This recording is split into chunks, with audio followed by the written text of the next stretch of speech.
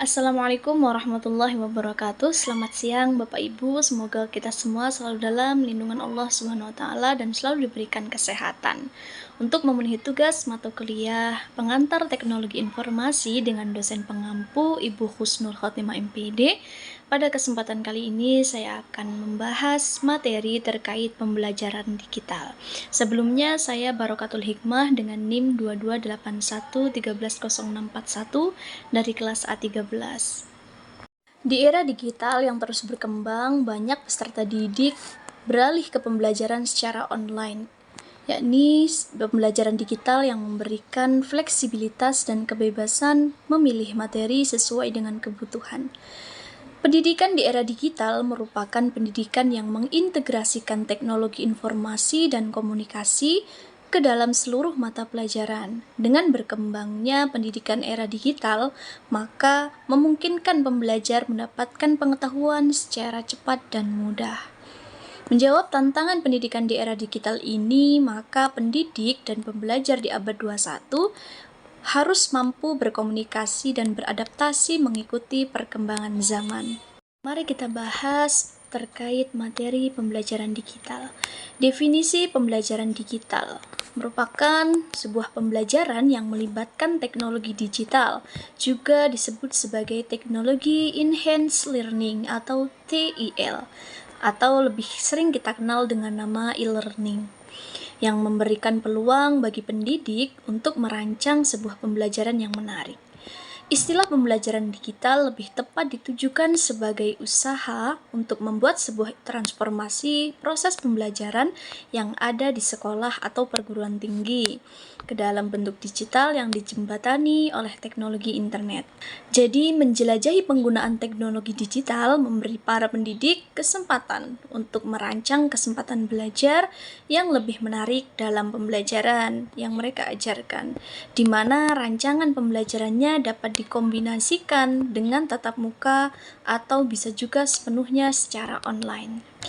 Pembelajaran digital dalam pandangan para ahli yang pertama menurut William merupakan jaringan komputer yang saling terhubung, yakni meliputi aspek perangkat keras atau infrastruktur berupa seperangkat komputer yang saling berhubungan satu sama lain dan memiliki kemampuan untuk mengirimkan data baik berupa teks, pesan, grafis, video maupun audio ringkasan. Yang kedua, menurut Kitao, di mana pembelajaran digital merupakan banyaknya terminal komputer di dunia terkoneksi. Jadi, pembelajaran digital menurut Kitao ini tidak hanya terbatas pada perangkat keras, tetapi juga mencakup aspek perangkat lunak dan kemampuan berbagi sumber daya melalui jaringan komputer yang saling terhubung secara global. Selanjutnya kita akan mengenal bagaimana karakteristik pembelajaran digital. Yang pertama, media yang menyenangkan dan menarik. Yang kedua, pembelajar dapat dengan cepat menguasai komputer dan keterampilannya. Dan yang terakhir, belajar di mana saja dan kapan saja, lebih fleksibel dalam penerapannya. Sedangkan manfaat dari pembelajaran digital yang pertama dapat memperkuat pengalaman belajar dari peserta didik, yang kedua dapat meningkatkan fokus dan kualitas sumber daya, dan terakhir dapat memperluas akses ke informasi dan pengetahuan. Ini adalah prinsip-prinsip penerapan pembelajaran digital. Dalam pembahasan ini terdapat 4 prinsip yang dapat kita pelajari. Yang pertama adalah personalisasi, yakni setiap peserta didik memiliki kemampuan yang berbeda, di mana pembelajaran harus disesuaikan dengan kemampuan pengetahuan sebelumnya dan dari kenyamanan belajar peserta didik tersebut. Serta personalisasi ini dapat mempersempit kesenjangan dalam belajar. Yang kedua, partisipasi aktif dari peserta didik, yakni pembelajaran harus melibatkan peserta didik secara aktif dan melalui permainan edukatif dan simulasi virtual. Yang ketiga adalah aksesibilitas, di mana platform pembelajaran digital harus mudah diakses kapan saja dan di mana saja. Dan terakhir adalah penilaian, di mana pemantauan dan umpan balik berkelanjutan, serta evaluasi yang mendalam dan komprehensif, dan analisis kekuatan serta kelemahan dari peserta didik. Jadi, pembelajaran digital harus memerlukan penerapan prinsip-prinsip yang tepat dan peran aktif pengajar dalam pengembangan. Selanjutnya kita akan membahas pemanfaatan pembelajaran digital untuk meningkatkan produktivitas aktivitas dalam pembelajaran. Yang pertama, dapat mengkaitkan pembelajaran digital dengan pembelajaran online, di mana peserta didik dapat menghubungkan apa yang dipelajari di kelas dengan apa yang dipelajari secara online. Selanjutnya, koneksi ini juga akan meningkatkan tingkat pemahaman dan membantu memahami konsep-konsep teknik dengan mudah. Yang kedua, mempelajari aplikasi praktis dan pengetahuan, di mana pengetahuan harus diterapkan secara praktis agar tidak menjadi membosankan dan tidak produktif. Lalu, cara efektifnya dengan menggabungkan demonstrasi kehidupan nyata, skenario, dan simulasi buatan dengan konsep-konsep teoritis, dan memberikan pemahaman yang lengkap serta menyeluruh tentang materi tertentu. Yang ketiga adalah mendapatkan umpan balik dan analisis kemajuan, di mana platform pembelajaran digital yang dilengkapi dengan penilaian dan tes dapat membantu peserta didik menilai pengetahuan dan melacak kemajuan dalam belajar. Platform juga memberi peserta didik untuk memberikan saran, keluhan, atau umpan balik lainnya. Dan ekosistem ini menguntungkan karena platform beradaptasi dengan kebutuhan peserta didik secara spesifik. Dan yang keempat adalah mengaktifkan keterlibatan sosial, di mana platform pembelajaran digital memungkinkan peserta didik untuk bersosialisasi, berkolaborasi, dan berinteraksi dengan sesama peserta didik. Juga peserta didik dapat bekerjasama, mengumpulkan sumber belajar secara kolaboratif, dan belajar bersama untuk mencapai tujuan pembelajaran. Materi selanjutnya adalah potensi pembelajaran digital dalam kehidupan sehari-hari. Menurut Kenji Kitao, ada 3 potensi atau fungsi pembelajaran digital yang dapat dimanfaatkan. Yang pertama adalah potensi pembelajaran digital sebagai alat komunikasi, di mana memungkinkan peserta didik berkomunikasi cepat menggunakan email, media sosial, forum chatting, mailing list, dan lain sebagainya. Selanjutnya, lebih efektif dan efisien dibandingkan dengan telepon, dan dapat mengirim dokumen besar sebagai lampiran sebuah email. Yang kedua, potensi pembelajaran digital sebagai alat akses informasi, di mana memungkinkan peserta didik mengakses berbagai informasi terkait konten yang dipelajari. Pembelajaran digital juga bagaikan perpustakaan terbesar. Informasi dapat diakses cepat dari manapun. Dan yang ketiga, potensi pembelajaran digital yakni sebagai alat pendidikan dan pembelajaran, di mana perkembangan teknologi pembelajaran digital dimanfaatkan di berbagai negara, institusi, dan ahli, serta pengembangan perangkat lunak untuk meningkatkan mutu pendidikan, juga materi pembelajaran elektronik yang dikemas dan dimasukkan ke dalam jaringan. Dan potensi-potensi tersebut dapat dimanfaatkan untuk meningkatkan efektivitas dan efisiensi dalam kehidupan sehari-hari. Selanjutnya adalah penerapan aplikasi dalam pembelajaran digital. Yang pertama sering kita kenal dengan nama mobile learning.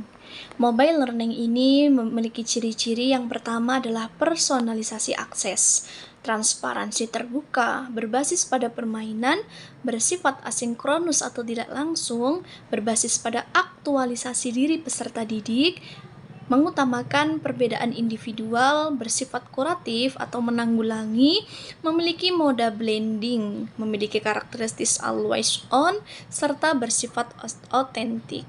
Dan konsep dasar dari mobile learning ini yang pertama adalah mobilitas dari teknologi, mobilitas peserta didik, mobilitas belajar, dan pemanfaatan teknologi mobile seperti smartphone dan tablet untuk konten digital.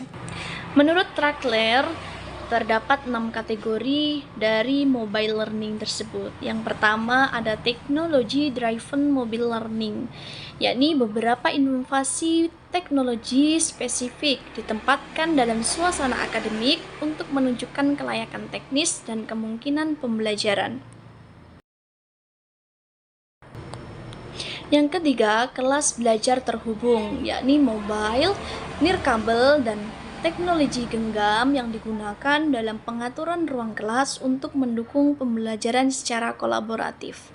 Selanjutnya, informal, personalisasi terkondisikan mobile learning, di mana mobile, nirkabel, dan teknologi genggam yang ditingkatkan dengan fungsi tambahan seperti video capture dan disebarkan untuk memberikan pengalaman lain yang dianggap sulit atau tidak mungkin dilakukan.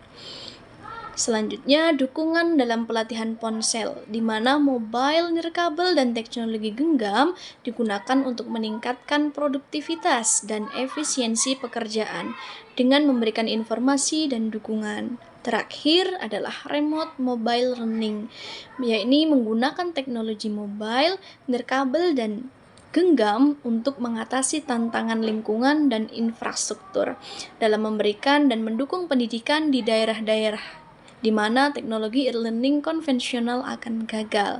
Jadi pembelajaran digital khususnya mobile learning semakin berkembang seiring transformasi ICT. Perlu adanya pengembangan konten digital yang didukung oleh teknologi mobile, konten yang mudah dioperasikan dengan perangkat mobile seperti video, YouTube.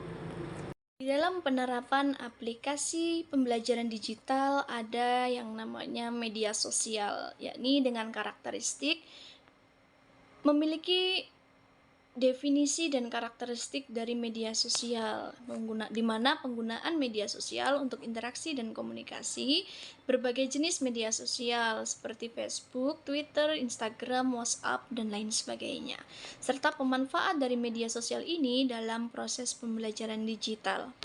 Selanjutnya adalah game-based learning atau GBL, di mana terdapat 3 inti di dalam game-based learning ini. Yang pertama adalah input yang berisi konten instruksional yang terkandung di dalam desain game dan karakteristik game.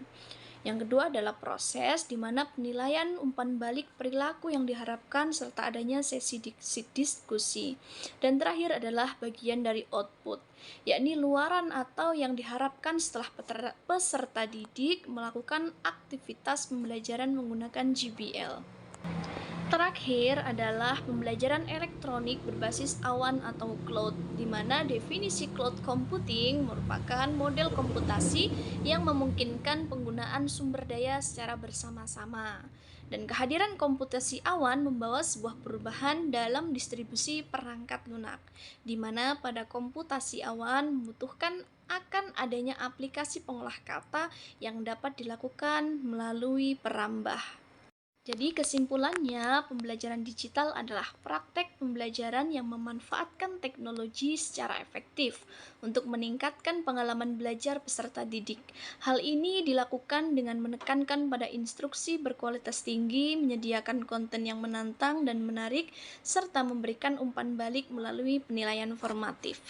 Pembelajaran digital diterapkan dengan beberapa prinsip utama, yaitu personalisasi, partisipasi aktif peserta didik, aksesibilitas, dan penilaian yang memastikan semua peserta didik dapat mencapai potensi penuh mereka. Dan pembelajaran digital memiliki 3 potensi atau fungsi utama, yaitu sebagai alat komunikasi, alat mengakses informasi, dan alat pendidikan atau pembelajaran itu sendiri. Dan terakhir adalah dalam memanfaatkan pembelajaran digital, terdapat beragam aplikasi yang dapat diintegrasikan seperti mobile learning, pemanfaatan media sosial, pembelajaran berbasis permainan, serta pemanfaatan dari cloud komputer. Dengan menerapkan pembelajaran digital secara efektif, diharapkan dapat meningkatkan kualitas dan pengalaman belajar dari peserta didik. Materi dari saya, apabila terdapat kesalahan saya mohon maaf. Saya akhiri, wassalamualaikum warahmatullahi wabarakatuh.